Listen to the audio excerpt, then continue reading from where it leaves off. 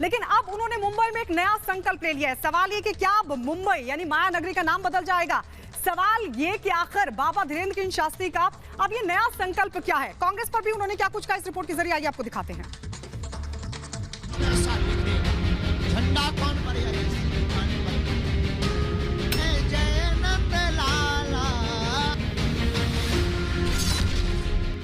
बागेश्वर वाले बाबा का फिर ऐलान।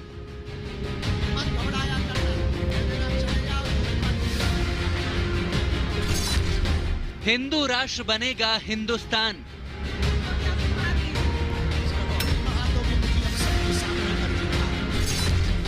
भक्त बोले जय सिया राम।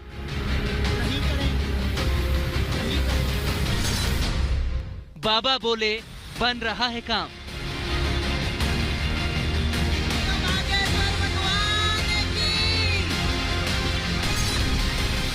क्या बाबा की तमन्ना होगी पूरी?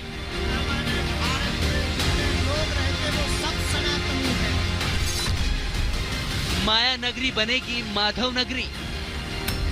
घर घर झंडा लगाना है और दरवाजे के बाहर लिखना है माया नगरी नहीं, ये माधव नगरी है।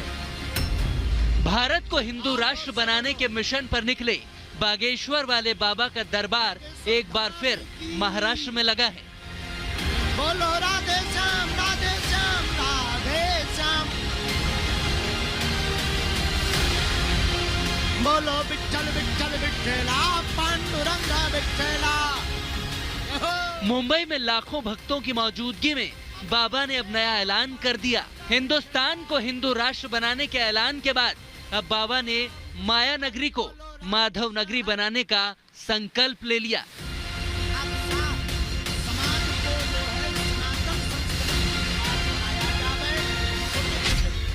सुनिए आखिर बाबा का प्लान माधव नगरी क्या है। हमने भी पहले सनातन के लिए विचार किया, अब प्रचार कर रहे हैं।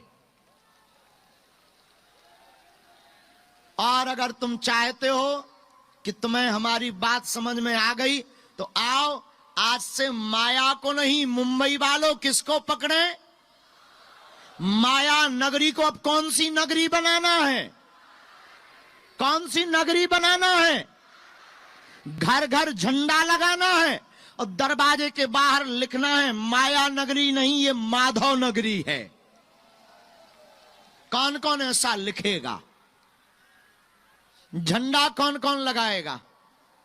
पक्का? जोर से बोलो ना, और जोर से बोलो। अच्छा, एक बात और, हर समस्याओं का समाधान कौन कौन पाना चाहता है? झूठ मूठ या सच में? देखो, हम तो दे नहीं सकते तुम्हें। तुम सोचो कि हम तुम्हें हर समस्या का समाधान दे दें तो हलवा मिले ना राम। ये हम तुम्हें पहले बता सकते हैं। हम तुम्हें देने वाले का पता बता सकते हैं और तुम वही लिख लो। पूछो कौन? बालाजी। 2 दिनों तक मुंबई से सटे मीरा रोड पर बाबा का दरबार सजा, जिसमें बड़ी संख्या में लोग उन्हें सुनने पहुंचे। ऐसे में भक्तों का तांता दरबार में लगा रहा। बागेश्वर बाबा के धाम के दर्शन करने के लिए आए हैं। Yes madam, yes madam. पूरी जनता उनके ही लिए आई है। उन्होंने ऐसा बोल बोल के सनातन धर्म के बारे में बोल बोल के पूरी उनकी नैया डूबा दी है। किसकी नैया डूब गई? जो इसके विरोधी है, उनके नाम हम लोग लेना नहीं चाहते। सबके सब तो हिंदू ही तो है हम लोग। मेरा ऐसा मानना है बागेश्वर वाले बाबा कल्कि के अवतार है। जैसे द्वापर में कृष्ण जी का, त्रेता में राम जी का, कलयुग में बाबा का अवतार हुआ है। राजस्थान से महाराष्ट्र तक आके बाबा जी को देखने? नहीं, भाईंदर में ही रहते हैं, राजस्थान वाले हैं हम। हाँ, ये बाबा जी पे भरोसा है या फिर जो लोग कह रहे हैं कि बाबा जी झूठ बोलते हैं उन पे भरोसा? नहीं, भरोसा है। हाँ, भरोसा है, बाबा जी से बहुत भरोसा है। भक्तों का सैलाब देखकर समझ में आता है कि बाबा के अनुयायी दिन ब दिन बढ़ते जा रहे हैं। तभी तो वो साल 2023 के महज 3 महीनों में ही 2 बार महाराष्ट्र आकर दरबार लगा चुके हैं। पहले नागपुर में और अब मुंबई में दरबार लगाया। नागपुर का जिक्र इसलिए भी जरूरी है क्योंकि इसी जगह पर पहली बार श्याम मानव ने अंधविश्वास फैलाने के बाबा पर आरोप लगाए थे और उन्हें चुनौती दी थी, जिसको लेकर बाबा पर कई सवाल उठे थे। लेकिन पंडित धीरेन्द्र शास्त्री हुंकार भरते हैं और साफ शब्दों में अब कह रहे हैं कि हमें प्रमाण की आवश्यकता नहीं है, जिसे दिक्कत हो वो खुद दरबार में आ जाए। बाबा अपने विरोधियों को संदेश दे रहे हैं, लेकिन महाराष्ट्र की कांग्रेस ने बागेश्वर वाले बाबा के कार्यक्रम के खिलाफ मोर्चा खोल रखा है। महाराष्ट्र कांग्रेस के अध्यक्ष नाना पटोले ने शिंदे सरकार को चिट्ठी लिखी, जिसमें कहा गया कि बाबा बागेश्वर का प्रोग्राम हुआ तो इससे महाराष्ट्र में अंधविश्वास को बढ़ावा मिलेगा और इसीलिए इस कार्यक्रम पर रोक लगा देनी चाहिए। लेकिन कांग्रेस को यहाँ पर भी करारा झटका लगा, क्योंकि बाबा का कार्यक्रम हुआ तय जगह पर और तय तारीख पर।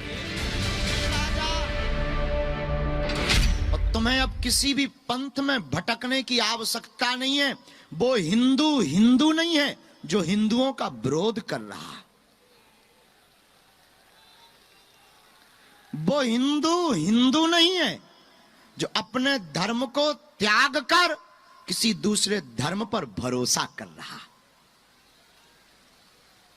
अच्छा, अपने में कोई कमी है क्या? 33 करोड़ देवी देवता हैं, ज्यादा दिक्कत है एक आध और बना लो।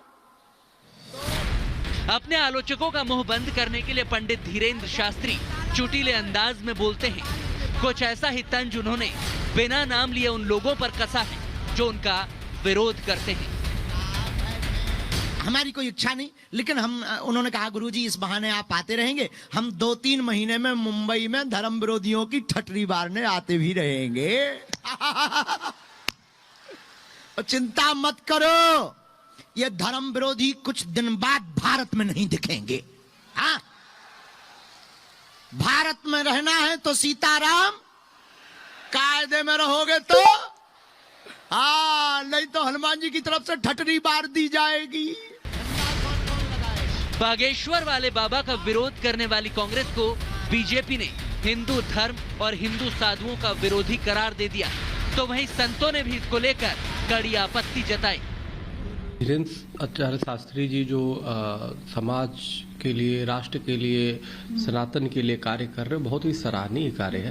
और निश्चित रूप से जो भी राष्ट्र विरोधी लोग कुछ तत्व है, मानव से लेकर दानव तक, उनके पेट में कहीं न कहीं दर्द हो रहा है, उनको परेशानी हो रही है। परेशानी ये हो रही है कि आखिर पंडित धीरेन्द्र शास्त्री जो जैसे सनातनी आखिर इतने राष्ट्रवादी सबको एकजुट कैसे कर रहे हैं, हिंदू राष्ट्र के लिए कैसे बोल रहे हैं, क्योंकि हिंदू राष्ट्र तो 14 अगस्त 1947 को जब पाकिस्तान बना उसी समय अप्रत्यक्ष रूप से हिंदुस्तान हिंदू राष्ट्र हो गया। अब संवैधानिक मोहर लगाने हैं। आरोपों से घिरे बाबा बागेश्वर का कई लोग विरोध भी करते हैं और उन पर अंधविश्वास फैलाने के आरोप लगाते हैं, तो वहीं बड़ी संख्या में उनके भक्त और समर्थक हैं जो बाबा को सनातन का पोस्टर बॉय समझते हैं। खुद धीरेन्द्र शास्त्री भी मानते हैं कि सनातन का झंडा वो बुलंद करके रहेंगे। हम लोग विचार कम प्रचार ज्यादा करते हैं और हनुमान जी बहुत ही तार्किक हैं। हनुमान जी लंका भी जाते तो कपि मन कीन विचार, दीन मुद्रिका डारी तब जन अशोक अंगार। हनुमान जी पहले विचार करते फिर प्रचार करते। हमने भी पहले सनातन के लिए विचार किया, अब प्रचार कर रहे हैं। हिंदुत्व और हिंदू राष्ट्र के हुंकार भरकर बाबा हिंदुओं को एकजुट करने की बात करते हैं और अपने दरबार में ही मंच से धर्मांतरण के खिलाफ आवाज बुलंद करते हैं। वो हिंदू नहीं है जो हिंदुओं का विरोध कर रहा है। वो हिंदू नहीं है जो अपने धर्म को त्याग कर किसी दूसरे धर्म पर भरोसा कर रहा। अच्छा, अपने में कोई कमी है क्या? 33 करोड़ देवी देवता हैं, ज्यादा दिक्कत है एक आध और बना लो।